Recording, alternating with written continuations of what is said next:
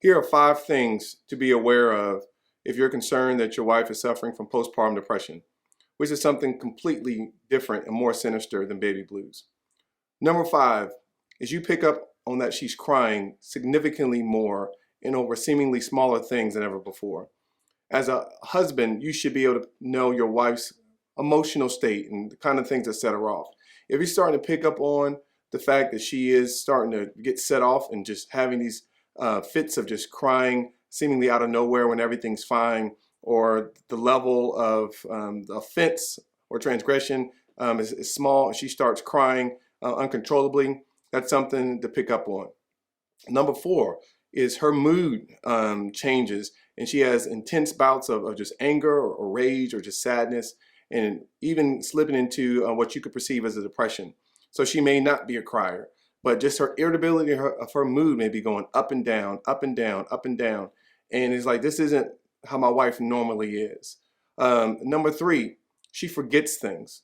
This is something to cue in on, is that your wife forgets things. She may go to the grocery store and come back and not have any groceries. Or she may leave something valuable, which is in something she normally does, in a place out in the open where someone could potentially damage it or steal it. Or she says something and then 5 minutes later she forgets that she said it. This is a cause of concern and is definitely a symptom of potential postpartum depression for your wife, and something to get further information about from a healthcare professional. Number 2, she has a hard time bonding with the newborn baby. Mothers love their newborn babies. They want to be around them constantly. If your wife is showing aversion to being around the baby, leaving them in the car seat, or once she gets to a place with the family of friends, she gives the baby to the family of friends as a newborn, like a newborn, and not wanting to get the baby back, that's cause for concern. Mothers are naturally wired to bring their child close to them and to be around them, specifically as a newborn, 6 months or less. If you're seeing that your wife, is not wanting to hold the baby or be around the baby, that is definitely a sign of potential postpartum depression, and something that you want to keep an eye on or get the help from a licensed healthcare professional. And then lastly, probably one of the most important things to cue in on, number 1 on the list, is that your wife is not sleeping. If your wife has not slept in days, this is considered in some camps as a medical emergency.